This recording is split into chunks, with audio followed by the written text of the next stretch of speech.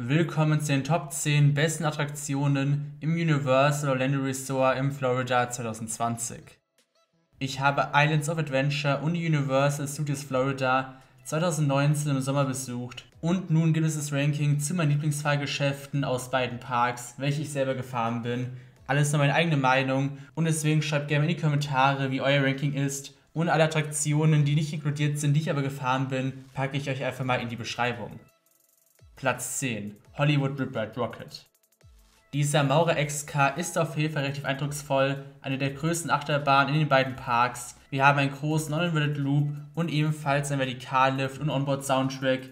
Ist auf jeden Fall allgemein ganz nice, aber das Fahrverhalten der Bahn ist leider nicht optimal. Die ganzen Zwischenbremsen verbessern es jetzt auch nicht. Der Drop ist auf jeden Fall ganz cool mit ein bisschen Airtime, genauso wie der Non-Inverted Loop, aber der Rest der Strecke nicht herausragend, aber trotzdem hat es die Bahn gerade so in die Top 10 geschafft. Platz 9, Men in Black. Diese Attraktion in den Studios ist ein Shooting Dark Ride und hier gibt es wirklich sehr große Sets, wo man dann die verschiedenen Aliens aus Men in Black abschießen kann.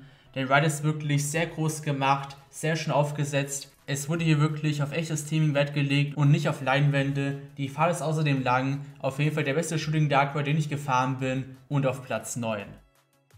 Platz 8. Transformers The Ride. Dieser 3D Dark Ride hat eine Mischung aus echten Theming und Leinwänden. Und diese Mischung wurde echt super umgesetzt. Befindet sich in den Studios, ist zum Transformers-Franchise thematisiert und da mir die Filme davon echt gut gefallen, fand ich diesen Ride wirklich auch super. Es gibt im Nachbarpark noch einen Dark Ride mit dem gleichen Fahrsystem, welcher ein bisschen besser ist und noch gleich im Ranking folgen wird. Aber Transformers hat diese Mischung aus Sets und Leinwänden wirklich gut umgesetzt. Ebenfalls ist dies auf 2 Etagen, es gibt 2 Aufzüge, die man aber während der Fahrt gar nicht mitbekommt. Auf jeden Fall auch einer der besten Dark Rides, die ich gefahren bin, und auf Platz 8. Platz 7, der Incredible Hulk. Bei Hulk handelt es sich um einen großen B&M Sit-Down Coaster mit einem Reibrad-Katapultstart. Das ist auf jeden Fall zusammen mit Hollywood Rip Ride Rocket eine der 2 großen Achterbahnen im Park und die Bahn bietet auch mehrere Inversionen und ist wirklich mit der riesigen Cobra Roll auch echt schön direkt am See in Islands of Adventure gelegen. Der Katapultstart ist ebenfalls echt solide, genauso wie die COG-Roll, in die man reingeschossen wird. Das Theming am Anfang ist ganz nett, dann während der Fahrt ist es zwar nett angelegt, vor allem über dem See und dem Tunnel, der mit Nebel gefüllt ist, das Ende der Strecke eher weniger, aber dafür hat man einen echt guten Onboard-Soundtrack, ist sogar der beste B&M Sit-Down Coaster, den ich bisher gefahren bin und wirklich eine solide Attraktion, aber vom Theming her und von der gesamten Story gibt es wirklich noch ein paar mehr, die mir in den Parks dann doch ein bisschen besser gefallen haben, aber trotzdem echt eine super Achterbahn. Platz 6. Harry Potter and the Escape from Gringotts. Hierbei handelt es sich um die Hauptattraktion in Diagon Alley in den Studios in der Winkelgasse und die Story dieses SFX Coasters spielt zeitgleich zu Harry Potter and the Deathly Hallows bei dem Einbruch in Gringotts. Mit den berühmten Gringotts Cards fährt man dann durch die Strecke durch, es gibt viele Effektschienen, echte Sets und auch Leinwände. Unter anderem kommt man face to face mit Voldemort und Bellatrix und sieht ebenfalls den Drachen, mit dem Ron, Hermine und Harry aus der Bank fliehen und man wird von Bill Weasley begleitet. Der Ride selber ist schon echt gut, auch wenn mir die beiden anderen größeren Harry Potter Attraktionen in Islands of Adventure dann doch besser gefallen. Mein Hauptkritikpunkt ist, dass die Achterbahnstrecke vielleicht ein bisschen kurz ist und das echte Theming da nicht ganz so beeindruckend ist. Was aber auf jeden Fall beeindruckend ist, ist die Queue-Line. Zunächst kommt man in die große Eingangshalle von Gringotts, in welcher es unzählige Kobold-Animatronics gibt, in der berühmten Marmorhalle mit den Kronleuchtern und so weiter, welche 1:1 umgesetzt wurde und man wirklich nirgendwo so vorfinden kann.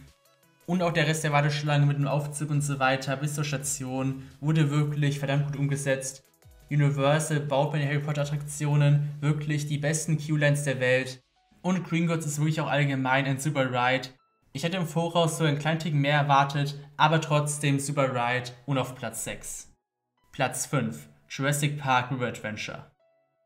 Diese riesige Wasserbahn befindet sich in Islands of Adventure und ist, wie der Name schon sagt, zu den Jurassic Park Filmen thematisiert. Man fährt mit einem Boot durch Jurassic Park, zunächst vorbei ein paar normalen Dinosaurier-Animatronics und später geht relativ viel schief und man muss probieren zu fliehen, wo man am Ende dann auch einem großen T-Rex-Animatronic begegnet.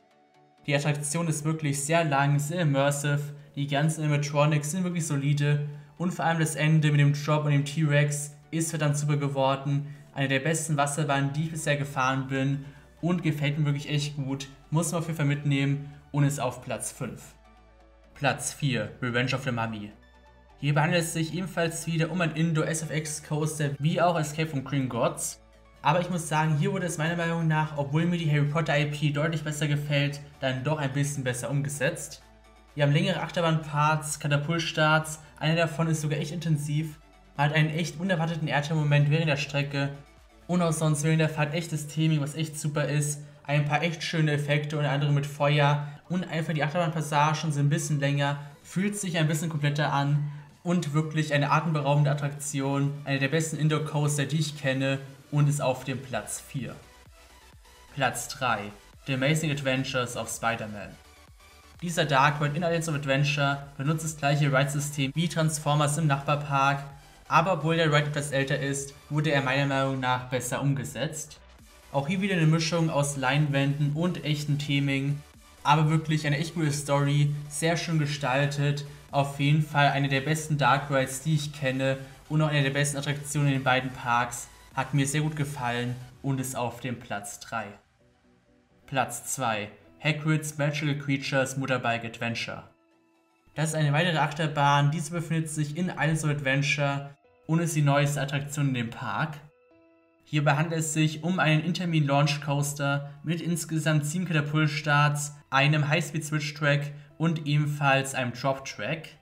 Das ist auf jeden Fall eine der am besten motorisiertesten Achterbahnen, die es weltweit gibt, ist auch die teuerste Achterbahn weltweit und ist ebenfalls zu Harry Potter thematisiert, und zwar zu Hagrid, welcher die Fahrgäste mit in den verbundenen Wald nimmt, zu einer Klasse Pflege magischer Geschöpfe, und man fährt hier nicht in einem normalen Achterbahnzug, sondern auf dem Motorrad mit Beiwagen von Sirius, welches später Hagrid dann bekommen hat. Die Strecke ist verdammt lang, wirklich sehr schön angelegt und ebenfalls begegnet man während der Fahrt einer Menge von verschiedenen Tierwesen, wie zum Beispiel Fluffy, dem dreiköpfigen Hund, Zentauren, Conch-Pixies oder auch Einhörnern, und genauso gibt es während der Fahrt auch einen phänomenalen Hagrid-Animatronic. Diese Achterbahn hat keinen einzigen Screen während der Fahrt, hier wurde wirklich der Fokus auf echtes Theming gelegt.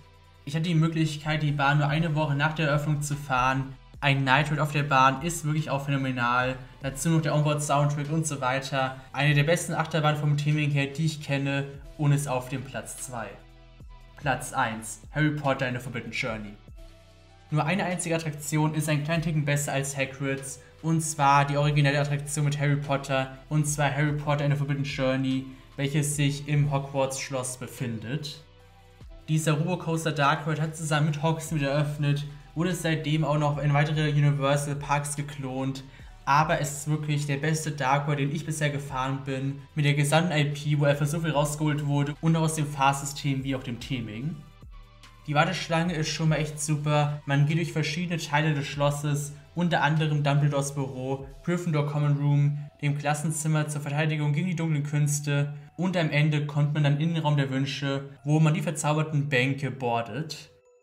Die Fahrt besitzt eine Mischung aus echten Sets und Leinwänden und beides davon ist wirklich super. Während der Fahrt fliegt man durch komplett Hogwarts, vorbei einem Quidditch-Spiel, durch die Kammer des Schreckens, kommt vorbei an Dementoren und vieles mehr. Ich bin diesen Dark Ride über 10-mal gefahren, als ich in Universal war, und es ist wirklich eine der schönsten Attraktionen, die ich in Freizeitparks kenne. Auch eine der besten, die bisher gefahren werden, eine meiner absoluten Favoriten. Ich bin ein sehr großer Fan von diesem Ride. Ich habe auch nichts gegen, dass dieser Ride so oft geklont wurde. Er ist wirklich einfach nur phänomenal und es ist auch mein Lieblings-Dark Ride und ich glaube, es gibt wenig, vor allem da mir Harry Potter so gut gefällt, was das toppen könnte. Und das war's jetzt im Ranking zu den Top 10 besten Attraktionen im Universal Orlando Resort 2020. Uns erwarten in den beiden Parks auf jeden Fall noch ein paar echt gute Neuheiten, zum Beispiel im Intermin Multi-Launch Coaster mit Jurassic Park Thematisierung, welche aktuell im Park entsteht, und das gesamte Resort wird mit Epic Universe ja auch noch in Zukunft um einen weiteren Park erweitert, und ich denke auch in den Studios wird uns in Zukunft auch noch mal etwas Größeres erwarten, abgesehen von der neuen Born Stunt Show. Wie gesagt, das Ranking zu den anderen Attraktionen im Park, die ich gefahren bin, ist in der Beschreibung, und in der Infocard könnt ihr ebenfalls euch gerne den Vlog anschauen, als ich den Park besucht habe. Und das war's dann von mir. Ich hoffe, euch hat das Video gefallen. Wenn es ist, lasst gerne ein Like da und abonniert den Kanal, dann werdet ihr keines der zukünftigen Videos mehr verpassen. Und dann sehen wir uns bald wieder. Ciao.